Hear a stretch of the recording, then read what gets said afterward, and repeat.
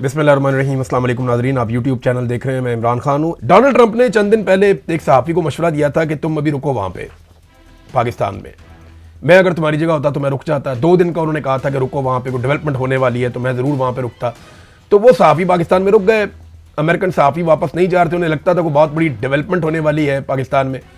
लेकिन फिर Donald Trump से जब उन्होंने बार बार शायद ये बार कहा तो अब एक मैसेज उनका, डोनाल्ड ट्रंप का एक मैसेज जो है वो वायरल हो रहा है, जिसमें एक सहाफ़ी के हवाले से ये दावा किया जा रहा है कि ये उनका स्क्रीनशॉट है जिसमें डोनाल्ड ट्रंप ने ये कहा उस सहाफ़ी को कि कम हो, कि पाकिस्तान वापस आ जाओ, उन तान होते कोई खबर नहीं मिलनी।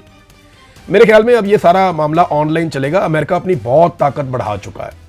मैं आपको एक खबर पढ़ के सुनाता हूँ, और ये एक एजेंसी है जिसका नाम है स्प्रिंटर प्रेस एजेंसी।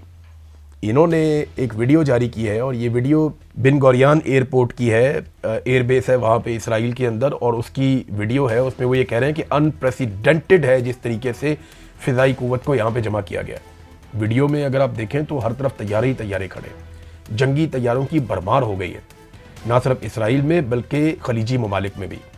और खलीजी ममालिक के अलावा जो अमेरिकन बहरी बेड़े खड़े हैं ना समुंदर के अंदर, उन पे भी एक एक बेड़े के ऊपर 70-70 जंगी तैयारे होते हैं। तो ये कितनी बड़ी ताकत अमेरिका ने इस रीजन में इकट्ठी कर ली है। सैकड़ों की तादाद में सिर्फ जंगी लड़ाका तैयारे हैं।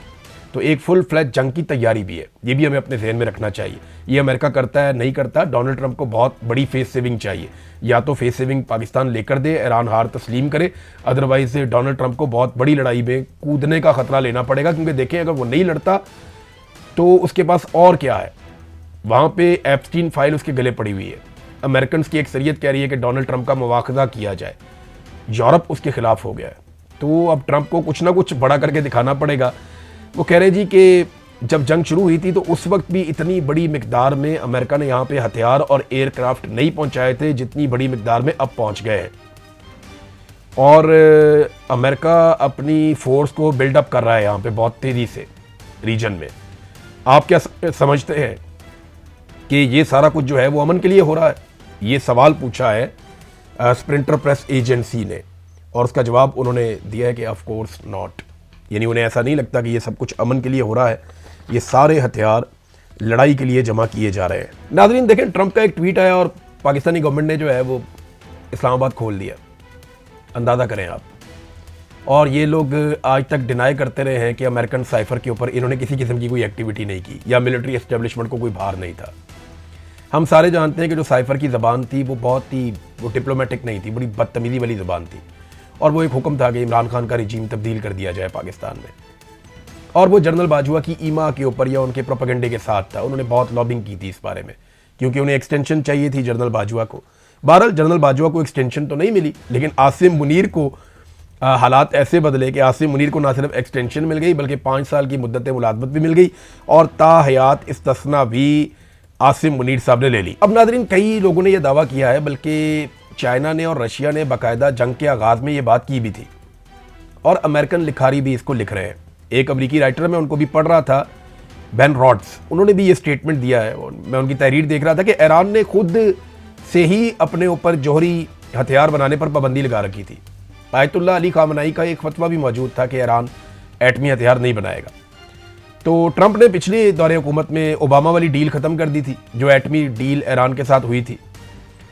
और ऐसा लगता है कि ईरान पर हमले के जवाब के लिए ट्रंप को और इसराइल को एक फ़ाल किस्म का जौहरी प्रोग्राम ईरान में चाहिए था, ताकि एक वजह बने कि हमने ईरान के ऊपर अटैक करना है।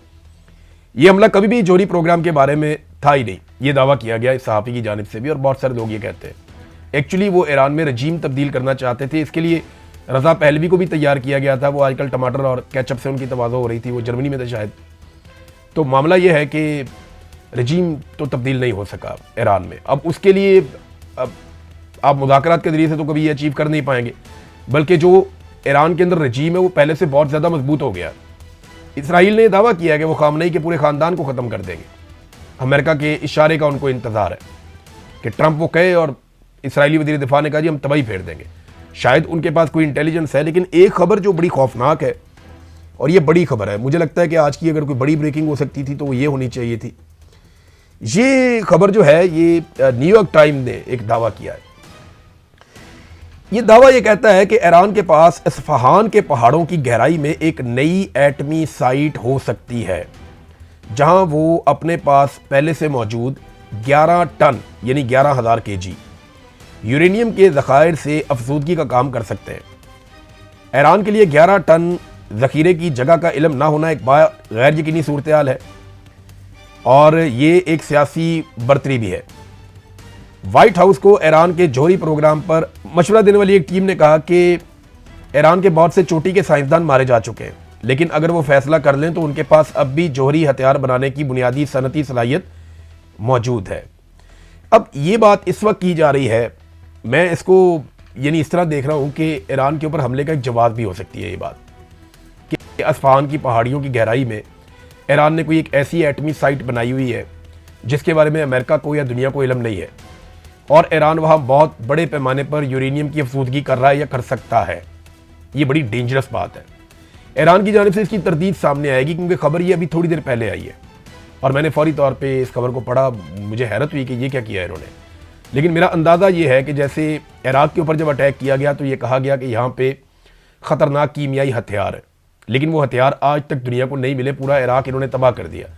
लगभग 2 मिलियन के करीब लोग वहाँ पे, कुछ इतलात के मुताबिक, कुछ के मुताबिक 1 मिलियन से ज़ायद, कुछ के मुताबिक 2 मिलियन से ज़ायद लोग वहाँ पे जाँ बहक हो गए इराक में, लेकिन आज तक वो हथियार नहीं मिले जिनके जवाब पर वो हमला किया गया था। तो अब ईरान के ऊपर हमले का अगर जवाब बनाया जा रहा है तो ये एक चीज़ हो सकती है। लेकिन ईरान की जानिब से पता चलेगा, अभी ईरान के अंदर से ये भी एक दावा सामने आया। उनके डिप्टी स्पीकर जो है वो ये कह रहे थे कि हमारे पास तो 400 केजी यूरेनियम थी, अमेरिका 450 केजी यूरेनियम का मुतालबा कर रहा है, ये बाकी की 50 केजी हमने कहाँ से लेकर आनी है? जो रिकॉर्ड के मुताबिक हमारे पास थी वो तो सिर्फ 400 केजी थी। अब लेकिन अमेरिका का मुतालबा है, जब ये बैठेंगे तो कोई ना कोई हल तो निकलेगा मामले का कि इस्फहान की पहाड़ियों की गहराई में ईरान ने कोई एक ऐसी एटमी साइट बनाई हुई है जिसके बारे में अमेरिका को या दुनिया को इल्म नहीं है और ईरान वहाँ बहुत बड़े पैमाने पर यूरेनियम की अफसूदगी कर रहा है या कर सकता है। ये बड़ी डेंजरस बात है। ईरान की जानिब से इसकी तरदीद सामने आएगी क्योंकि खबर ये अभी थोड़ी देर पहले आई है और मैंने फौरी तौर पे इस खबर को पढ़ा, मुझे हैरत हुई कि ये क्या किया इन्होंने। लेकिन मेरा अंदाज़ा ये है कि जैसे इराक के ऊपर जब अटैक किया गया तो ये कहा गया कि यहाँ पे ख़तरनाक कीमियाई हथियार है, लेकिन वो हथियार आज तक दुनिया को नहीं मिले। पूरा इराक इन्होंने तबाह कर दिया। लगभग 2 मिलियन के करीब लोग वहाँ पे, कुछ इतलात के मुताबिक, कुछ के मुताबिक 1 मिलियन से ज़ायद, कुछ के मुताबिक 2 मिलियन से ज़ायद लोग वहाँ पे जाँ बहक हो गए इराक में, लेकिन आज तक वो हथियार नहीं मिले जिनके जवाब पर वो हमला किया गया था। तो अब ईरान के ऊपर हमले का अगर जवाब बनाया जा रहा है तो ये एक चीज़ हो सकती है। लेकिन ईरान की जानिब से पता चलेगा, अभी ईरान के अंदर से ये भी एक दावा सामने आया। उनके डिप्टी स्पीकर जो है वो ये कह रहे थे कि हमारे पास तो 400 केजी यूरेनियम थी, अमेरिका 450 केजी यूरेनियम का मुतालबा कर रहा है, ये बाकी की 50 केजी हमने कहाँ से लेकर आनी है? जो रिकॉर्ड के मुताबिक हमारे पास थी वो तो सिर्फ 400 केजी थी। अब लेकिन अमेरिका का मुतालबा है, जब ये बैठेंगे तो कोई ना कोई हल तो निकलेगा मामले का। अब तक के लिए इतना ही। अपना ख्याल रखिएगा, अपने इस चैनल का भी। अल्लाह हाफिज़।